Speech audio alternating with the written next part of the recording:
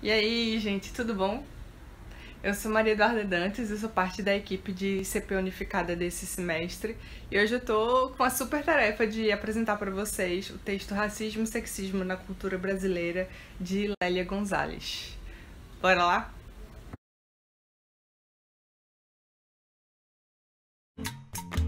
Grande mulher. Amorosa, guerreira. Uma mulher livre. Totalmente livre. Ela tinha uma extraordinária inquietude política. Que produzia ativamente e diariamente. Que conseguia comunicar com todas e com todos. A ativista que incomodava. De grande amor, de grande fé. A mulher de Oxum é isso, Oxum é mãe, Oxum atrai a dona do ouro. É uma mulher à frente do seu tempo. Ela quebrou o paradigma da sociedade brasileira que dizia que no Brasil não tinha racismo porque o negro sabia onde era o seu lugar. Ela resolveu sair do lugar. Gente, eu coloquei esse vídeo porque de verdade não consegui pensar em um jeito melhor do que começar a aula de hoje sobre Lélia Gonzalez, do que essa. E é também difícil, tá, pensar num jeito melhor de começar um texto sobre gênero e raça no Brasil do que com essa história que Lélia conta na abertura de Racismo e Sexismo na Cultura Brasileira, né? Que chama Como é que a gente fica? Então, nessa historinha curta, né, ela conta uma situação de um lançamento de um livro, né, organizado por brancos, por pessoas brancas, falando de racismo, de relações raciais no Brasil. Então, mostrando aí os brancos se colocando no lugar de quem vai ensinar para um negro o que é o racismo. Então, nessa história acaba tendo um conflito ali no final, quando alguém do movimento negro, uma mulher, né, questiona essa tal dessa festa, esse lançamento e o silenciamento que estava rolando ali naquele local, a não permitir que negros e negras falassem sobre a sua própria realidade, contassem a sua própria história, né? Agora, o que eu quero chamar a atenção aqui com esse texto, acho que para além dos debates que a gente tem hoje em dia mesmo, né, sobre lugar de fala, que é uma discussão que a Lélia já estava trazendo anos e anos atrás, é a própria forma como Lélia conta essa história, né? O registro que ela usa, as palavras ali escolhidas, ó, catimbá, quizumba, zoada, uma ironia super afiada que mostra a subversão também linguística e estética desse texto, né? E isso já conta um bocado sobre quem era Lélia Gonzalez, sobre a abrangência e a profundidade da crítica que ela tece a partir da análise das relações de gênero e raça aqui no Brasil. Então, ó, no texto que a gente está trabalhando hoje, tem vários exemplos do que Lélia Gonzalez chamava de pretuguês, ou seja, o português falado no Brasil e que se forma, né, se constitui a partir da influência de diversas línguas africanas, especialmente as línguas do tronco banto. Então, veja, pretuguês, américa ladina, americanidade, esses são todos termos que aparecem no texto de hoje, que são exemplos muito potentes da criatividade, da riqueza conceitual, da diversidade também de referências que Lélia Gonzalez utilizava, né? E essas inovações conceituais que ela propõe, né, têm uma razão de ser, né? Lélia estava mostrando com isso, né, que a linguagem é epistêmica, de epistemologia, de episteme. Isso significa que a linguagem conforma o modo como a gente conhece e o modo como a gente entende a realidade, né? E por consequência disso, na linguagem estão escritas também relações de poder. Lélia já estava falando aí, ó, do racismo que estava presente nos conceitos, nas teorias e nas classificações que a gente usa aqui na academia até hoje, né? Algo que, por exemplo, o Aníbal Quijano, que é um autor decolonial, iria décadas mais tarde, né, depois de Lélia, chamar de colonialidade do saber. Isso tudo tem a ver, assim, também com a formação de Lélia, né, em filosofia e em história. Ela foi, naquela época ali, né, nos anos 70, uma das poucas mulheres negras que ocupavam esse espaço na academia.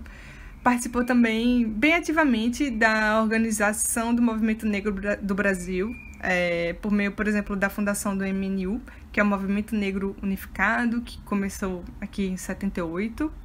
E ela esteve envolvida também em diversos movimentos culturais de valorização da cultura e das religiões de matriz africana no Brasil, né? Ela fala com muita admiração, por exemplo, do primeiro bloco afro do Brasil, que foi o Ile-Aie, fundado em 74. Então, Lélia também esteve envolvida na luta pela redemocratização aqui no Brasil e participou também da política institucional, né? Foi, inclusive, membro e concorreu a eleições pelo PT e pelo PDT.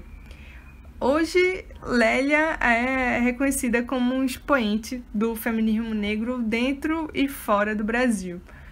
E eu queria mostrar para vocês o que é que Angela Davis falou dela quando esteve aqui no Brasil em 2019. Vê só. I feel as if I'm being made to represent black feminism. And why is it that you here in Brazil have to look to the United States of America? I don't understand.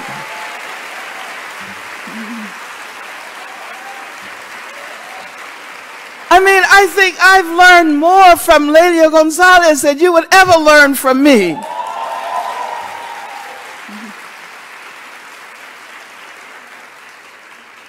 She was writing about intersectionality before the term came into existence. And she called upon us to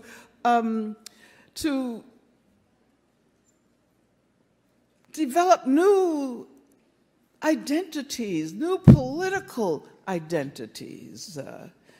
And, you know, I like her term, Amerindian and American. They're broad terms that are inclusive without being assimilatory. But yeah, I wanted to say that. I always have to say, I feel really awkward because it seems to me that we in the U.S. should be learning from your really vibrant tradition of black feminism. Tá aí, Lélia Gonzalez, para vocês.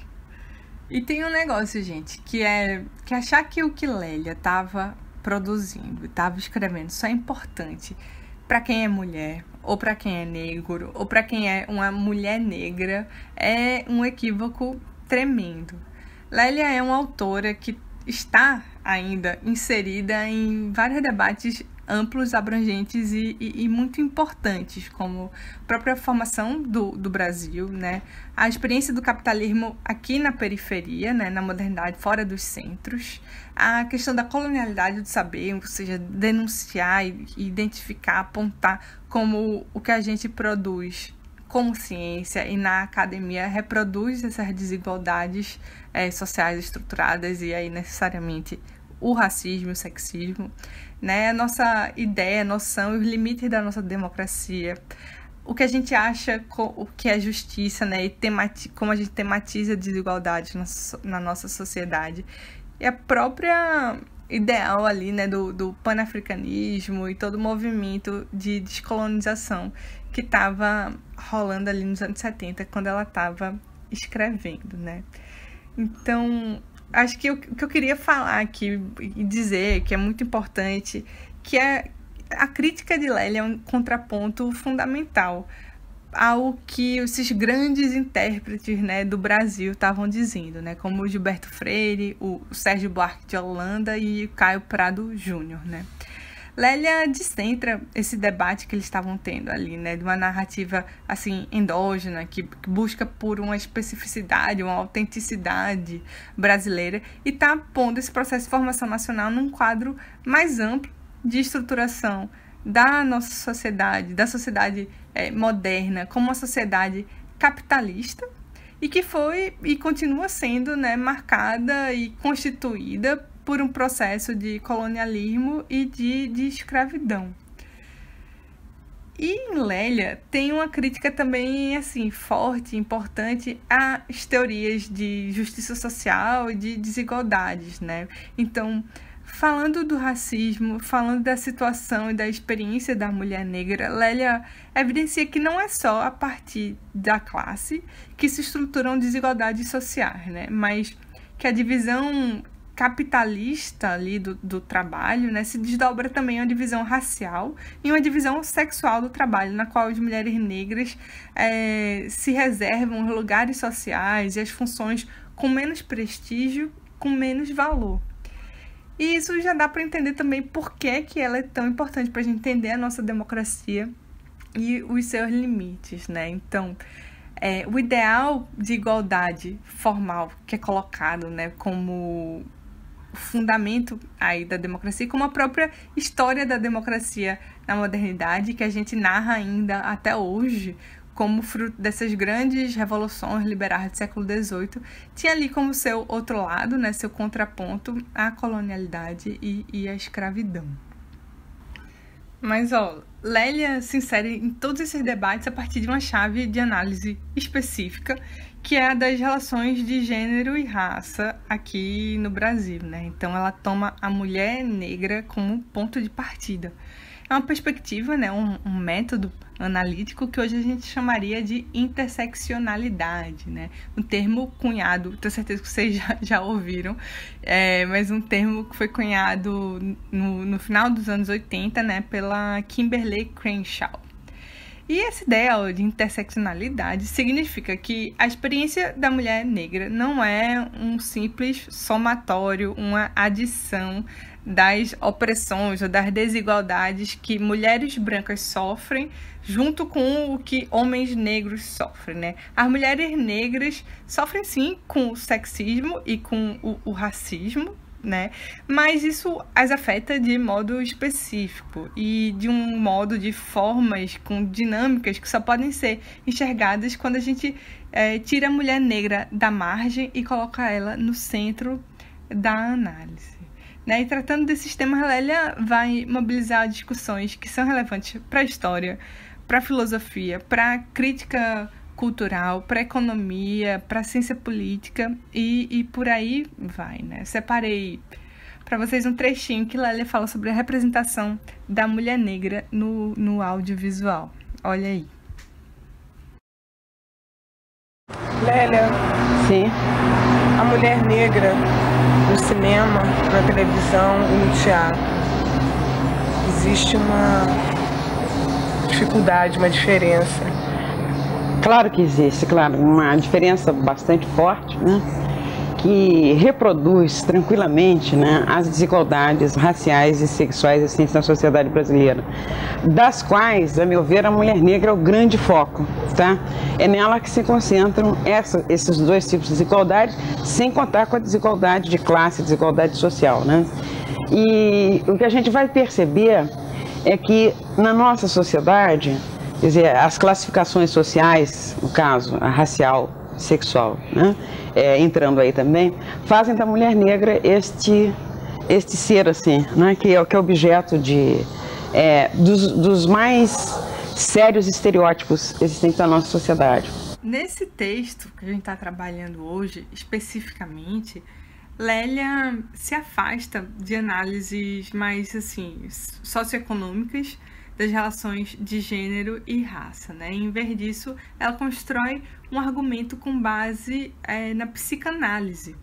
E notem, né, para quem aí já leu o texto antes da aula, que ela usa conceitos como recalque, degeneração, neurose, castração, o nome do pai, objeto parcial, que são todos conceitos assim da psicanálise, né, e principalmente de Lacan, lacanianos, né? E o que eu queria destacar, que é importante a gente aprender a partir dessa abordagem psicanalítica em Lélia, são esses dois aspectos, né? Primeiro é que aí está uma ideia de que as subjetividades são uma construção social. Então, você pense no que a gente acha que é mais particular, que é mais íntimo, que é mais privado nossa identidade, nossas preferências, o que, quem e como a gente ama. Tudo isso é construído e está atravessado por processos sociais e, consequentemente, por desigualdades, como o racismo, como o sexismo. E um segundo ponto também muito importante é que esse é um pensamento que está fundado na ideia de distinção, na ideia de diferença e não de identidade. Falar o que isso significa. É assim, gente, ao contrário de uma lógica, de um tipo de raciocínio, de um pensamento fundado na identidade, em que tem ali um objeto ou uma ideia, né, o eu, o outro. O pensamento, esse tipo de lógica, esse tipo de raciocínio fundado na diferença, na distinção, funciona a partir de pares de coisas opostas, mas que só existem a partir da distinção, a partir desse traço. Então, para pensar, por exemplo, o processo de formação da subjetividade, né? Não existe um eu anterior, um eu prévio ao outro. O sujeito só se constrói, só se constitui diante dessa alteridade. É a partir desse choque que eles passam a existir, né? Tanto o eu quanto o outro. Então, é uma relação que a gente chama de mutuamente constitutiva. Então, o que importa aqui, o que é a chave aqui, é onde se traça essa fronteira, né? Que é porosa, que é cheia de zonas cinzentas, né? Então, esse choque, essa fronteira, essa distinção é que é a chave para pensar essa relação, mais do que aquilo que ela está pretensamente, né, separando. Esses pares vão, como eu estava dizendo, né, sempre existir assim, em tensão, em uma relação dialética, em uma negociação, que é o que Lélia chama, no momento do texto, até de jogo de cintura. Então, em Lélia, essa é uma das chaves para a gente entender o racismo e como ele se constitui não só na psique do brasileiro, né, do sujeito ali brasileiro, mas na própria estruturação das relações sociais, das relações raciais no Brasil. Para Lélia, o argumento dela, né, é que o racismo é um sintoma da neurose cultural brasileira. Isso significa que o eu do Brasil se constitui a partir desse choque com esse que é tido como outro, né, o elemento africano da nossa cultura, e a partir dessa tentativa de apagamento, dessa supressão, de uma degeneração desse outro, né, do seu não reconhecimento consciente como parte integrante dessa identidade. Agora, se ficou difícil, eu separei também para vocês um vídeo de Jaqueline Conceição, que é uma antropóloga social, fundadora do coletivo de GG, que fala também um pouco melhor que eu, assim, desse aspecto da obra de Lélia. Vê aí. Porque a gente não superou a escravidão, porque não há, segundo Lélia, espaços de discussão sobre a escravidão, sobre seu impacto sociohistórico, seu impacto econômico, seu impacto cultural. Então, essa estrutura patriarcal se mantém e se reproduz a partir disso que ela chama de uma neurose cultural, que, horas, aparece de forma objetiva na estrutura de poder. Então, o extermínio da população negra, o encarceramento em massa da população negra, o desemprego em massa da população negra. A gente tem que pensar que até 1996 o acesso da população negra à escolarização não era universal. Ela passa a ser universal quando a educação básica passa a ser universal. Até esse período a população negra não tinha acesso à educação, que é um direito fundamental básico. Então toda essa estrutura, que é o que ela chama de racismo estrutural, se reafirma por essa neurose cultural que está dentro das relações entre as pessoas. Então, há um poder socialmente dado ao homem branco que não é socialmente questionado. Ou, pelo menos, até o período da Lélia não era tão questionado como é hoje. E essas dinâmicas, essas duas relações, objetiva, dentro de uma política de funcionamento da sociedade brasileira, que não é dita, porque nunca houve segregação formalmente legalizada, mas é dentro das práticas institucionais, pensada e repensada cotidianamente e criando cada vez mais modelos e formas de que isso se mantenha. Por outro lado, há uma formação, há um processo de formação do indivíduo baseado nesse desejo proibido, e eu acho brilhante essa análise que ela faz de um desejo proibido sobre o corpo da mulher negra marcado pelo esse lugar do racismo. É importante que a gente olhe para pensar essa dinâmica do racismo por esses dois lugares, Porque o aspecto mais difícil do racismo no Brasil é justamente aquele que não é dito, é justamente aquele que não está objetivado. E é esse o desafio que está colocado. Como é que essa dinâmica, que está na psique, na subjetividade dos indivíduos, que faz parte da formação dos indivíduos, homens e mulheres, negros e brancos, das diversas identidades e orientações sexuais, como ele pode ser superado e ser repensado? Então, a gente, resumindo e simplificando um bocado, o argumento de Lélia tem esses 3 passos fundamentais, tá? Em primeiro lugar, que o racismo no Brasil é um sintoma de uma neurose, ou seja, de uma relação problemática do eu com o outro, que advém dessas tentativas de apagamento, da rejeição e da supressão das marcas da africanidade como algo parte do eu, né? Parte da nossa constituição e da nossa formação enquanto país. O segundo passo é que a especificidade do racismo no Brasil é a de que ele não é explícito, e eu estou falando isso pura e exclusivamente no sentido de que, ao contrário de outros países, a gente não chegou a ter leis institucionalizando o racismo, né? Então, ele vem a se expressar pela sua ausência e por aquilo que não é dito. Lélia, inclusive, chega a dizer numa passagem que o Brasil é o país em que se tem vergonha do racismo, se tem preconceito contra o racismo, mas ninguém é racista. E todo mundo acha que é muito natural que o lugar ocupado pelos negros e pelas negras na sociedade sejam sempre os piores. E o terceiro e fundamental passo que Lélia dá é o de apontar para que essa ausência, esse lugar não nomeado, esse vazio, vai ser preenchido por alguma coisa, né? Por mitos, por construções culturais, que no nosso caso é um mito da democracia racial, a ideia de que não existe racismo aqui no Brasil. Para Lélia, o momento de maior atualização simbólica do mito da democracia racial vai se dar no Carnaval. E o Carnaval aí como um interstício, né, como um parênteses, um momento aí de suspensão da história, em que uma subversão da ordem estabelecida é permitida.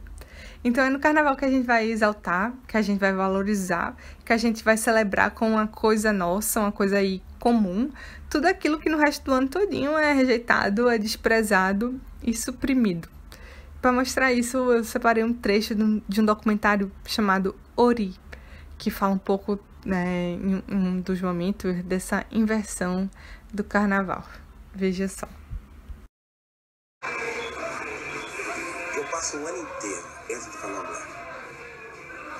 Quando chega no Carnaval, parece que vem uma chuva assim, cai assim na gente assim, aqueles 3 dias eu sou rei. Uma barata, velho, gosto mesmo.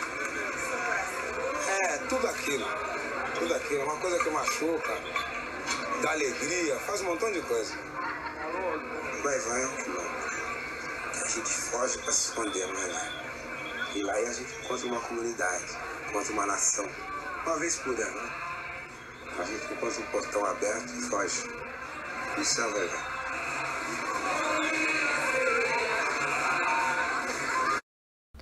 Então, a Lélia recupera aqui o conceito que é de Hegel, né, hegeliano, que é o da dialética entre mestre e escravo, né, entre senhor e escravo. Que, simplificando, para a gente entender o argumento aqui de Lélia, é basicamente a ideia de que é no momento em que ocorre essa inversão, ou seja, quando o escravo ocupa o lugar do mestre, ele ocupa o lugar de rei, ocupa o lugar de senhor, que essa relação se confirma. É aí também que os brancos mostram que conhecem e que reconhecem muito bem aquilo que passam o resto do ano todinho suprimindo e rejeitando, né? Então, é nesse sentido que a gente fala aqui que é o momento da exceção que confirma a regra. É importante dizer que isso não deve ser confundido, né, com a romantização do Carnaval como uma utopia de igualdade. Lélia está apontando também para a apropriação da cultura negra, né, por parte da branquitude, dos brancos, da sua espetacularização, da sua monetização, né, e da globalização da mulher negra. Mas isso aí né, não é um jogo de soma zero. Isso também não tira do carnaval esse aspecto de ser, sim, com certeza, uma expressão de resistência, né, que Lélia vai apontar muito bem nas festas afro-brasileiras, né, nos blocos afro do carnaval, no Ileaê, nos afoxés, nos maracatus e por aí vai. Mas se o carnaval é esse momento da exceção que confirma a regra, onde é que a gente vai encontrar o exemplo da subversão da regra, né? Quais são os exemplos que subvertem essa narrativa passiva e assimilacionista da africanidade no Brasil, né? Da amefricanidade? E a gente pode pensar pelo menos em 2 exemplos, né? Um primeiro e muito importante é o dos quilombos. E queria deixar vocês um minutinho com Beatriz Nascimento. Durante mesmo os 4 séculos da escravidão, nós vamos ver a atuação do negro brasileiro como um homem participante de uma sociedade, embora negando às vezes ele mesmo a sua origem racial. Quando eu cheguei na universidade, a coisa que mais me chocava era o eterno estudo sobre o escravo, como se nós só tivéssemos existido dentro da nação como mão de obra escrava, como mão de obra para a fazenda e para a mineração. Agora, o outro exemplo que Lélia vai explorar nesse texto, né, a partir da análise que ela desenvolve com essa base psicanalítica, é o da mucama. A palavra mucama, por exemplo, vem do quimbundo, amásia, escrava. Está nos dicionários concubina, escrava que era amante do seu senhor. Mas o tempo passou e todo mundo jogou essa definição para baixo do tapete. Ficou só escrava, negra, moça e de estimação, escolhida para auxiliar nos serviços caseiros, acompanhar pessoas da família e, por vezes, ama de leite. Mas as mucamas continuam aí, com sua malemolência perturbadora, na exaltação mítica da mulata, no entre parêntese do carnaval. Então, para Lélia, é a mucama, né, essa figura da mucama que vai tensionar aquelas distinções fundamentais que sustentam o racismo enquanto neurose no Brasil. Isso porque ela combina em si, né, em uma só pessoa, esses 2 lados da distinção. Que são os pares, né? Consciência e memória, o que é expresso e o que é suprimido, o que é permitido e o que é proibido, a doméstica, né? E a mulata, como atribuições do mesmo sujeito, né? Da mulher negra no Brasil. Então, essas fronteiras ficam aí bugadas, né? Entra em curto-circuito, por assim dizer. E o que vai subverter essa distinção fundamental é, para Lélia, né, pensar na função de mãe que essa mulher exerce, né? A mãe preta. E o papel dela é subversivo e é importante em Lélia, né? Pelo menos por 3 motivos. Em primeiro lugar, porque é essa mãe preta que vai exercer a função de fato de mãe na estrutura psíquica social do Brasil. E sendo a mãe de fato, ela vai exercer aquela função de mãe que aparece, por exemplo, em Freud, né? Que todo mundo sabe, né? Do complexo, né? Do objeto de desejo, mas ao mesmo tempo do desejo que está proibido, né? Que precisa ser suprimido.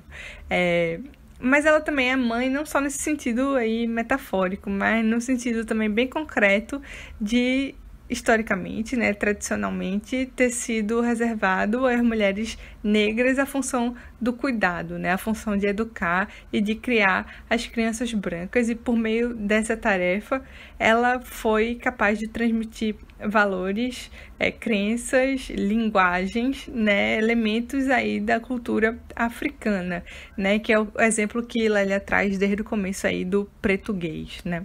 E em terceiro lugar, que é porque é por meio dela que a africanidade, então, entra e se enraiza como um elemento constitutivo da identidade brasileira, né, embora siga sendo sempre negada. Então, nas palavras de Lélia, é a mãe preta que dá uma rasteira na lógica, na consciência europeizante daqui do Brasil. Então, gente, para resumir a aula de hoje aqui em 5 pontos principais, eu digo que, em primeiro lugar, Lélia Gonzalez está chamando a atenção da gente para o papel da mulher negra na formação do Brasil, né? Para também a centralidade dessa mulher, para a gente pensar na nossa democracia e nos limites dessa democracia. Lélia também mostra como o racismo é algo constitutivo e estruturante da nossa sociedade e que o racismo aqui no Brasil, o racismo brasileiro, se dá por degeneração, por supressão, né? E é um sintoma de algo maior, um problema mais amplo, que é o da supressão, da negação da nossa africanidade, né? Vem daí o mito da democracia racial, né? Vem preencher esse vazio. E, por fim, ela aponta também para a necessidade de a gente expandir, tensionar os limites da academia, das instituições brancas europeizantes e da própria linguagem para poder dar conta dessas ausências. Então, a figura fundante do Brasil para Lélia não é nenhum personagem histórico e o grande exemplo de resistência e de maior consequência política, cultural, social para a gente não vem de nenhum político, de nenhuma liderança, de nenhuma figura isolada, né? O personagem que Lélia elege é essa mãe preta, que são várias, né? E que fundaram o Brasil de um espaço a partir de um campo discursivo que é considerado para todos os efeitos privados, né? E eminentemente privados, para fazer um link aqui com a nossa última aula. Então, eu vou ficando por aqui, tá bom, gente? Valeu todo mundo que acompanhou aqui até o final. Eu espero que vocês tenham curtido a aula e curtido conhecer um pouco mais sobre Lélia Gonzalez. Tchau!